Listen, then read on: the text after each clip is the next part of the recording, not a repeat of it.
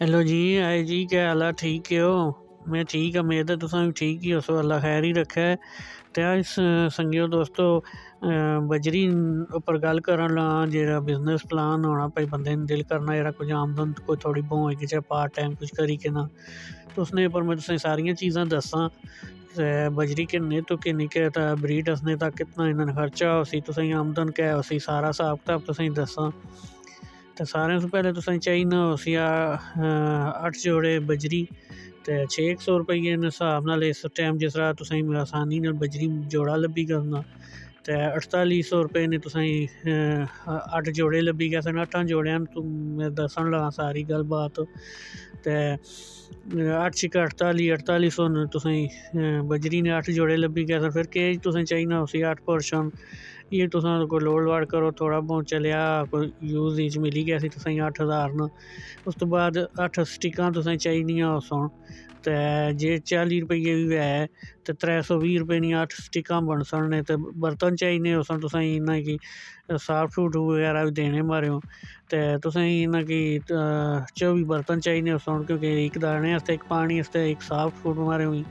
8 ती 24 होई गया, 24 बर्तन बन सन। तुसें 50 रुपये ना एक भी है तो कदे 1200 बनसी। ते कैल्शियम ब्लाक कारखाने मुहैया करने मारे हो तुसें 8 कैल्शियम ब्लाक चाहिए उस 50 रुपये ना भी है ते 400 ने वो बन सकने।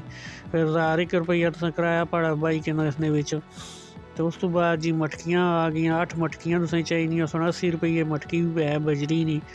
ते उस हिसाबा नाल तुसें 640 रुपये 8 मटकियां न बन सन। ते सरिया बनने वाली तार जे 8 मटकियां तुसें डबल तार करी बनने हुई तो 50 रुपये नहीं वो ले गए सी। ये टोटल बनी गया उसने 16410 रुपये। हूँ उसने सीड मिक्स पर जरा भाई ये खासन कैत कै सालै ने इसने हिसाब रखसा। ते सीड मिक्स ने हिसाब करिए ते एक जोड़ा इन वास्ते इसने जी सीड मिक्स है महीने नहीं तुसा एक जोड़े वास्ते 1.25 किलो लगनी है। ते और 8 जोड़ियां वास्ते तकरीबन 10 किलो तुसा ले गया सी एक महीने की सीड मिक्स।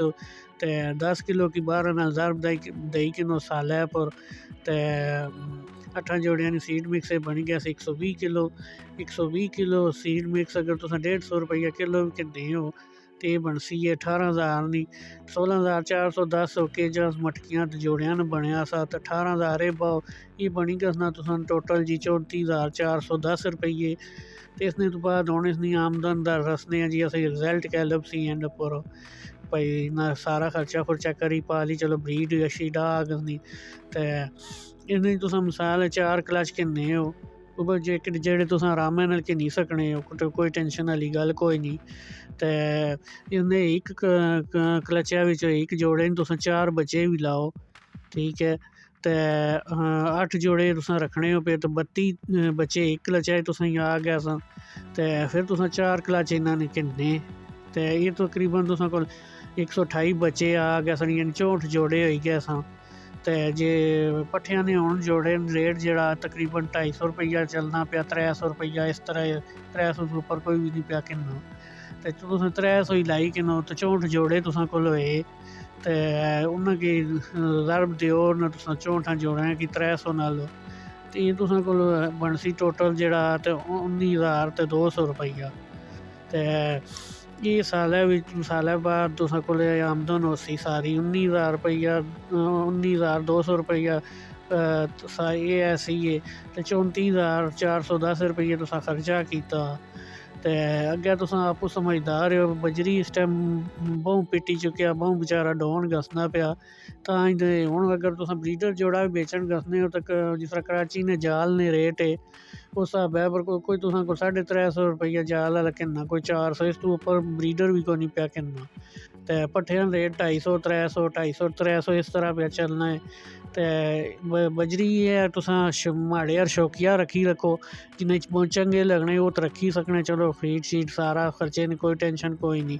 जे तुस आखो एज ए बिजनेस कि नहीं कि टुरां पाई इसने कोई प्रॉफिट हो गया सी, कुछ ना कुछ बची भी गया सी, कोई निज़ाम चली गया सी, तो फिलहाल ने रेटा के मुताबिक कुछ भी नहीं। अग्गे फिर भी है चलो रेट होना सा इसना कोई 800 900 रुपये तक बजरी गया सा। तो उस टाइम यार जाल वाले भी तुसा कोल 500 550 रुपये जोड़ा चाहिए करने से, तो उस टाइम फिर भी बंदे की कोई ना कोई बचत होई गई सी। तो इस टाइम जो बचता है साहब आखो फिर तो ये बहुत मुश्किल जी गल है कि तुसा कुछ बचाई सको, मेहनत भी इतनी करी के। तो शौकिया तौर तुसा इसकी रखी सकने हो, सोहना परिंदा खूबसूरत है, मैं भी तो रखे ही है नाल।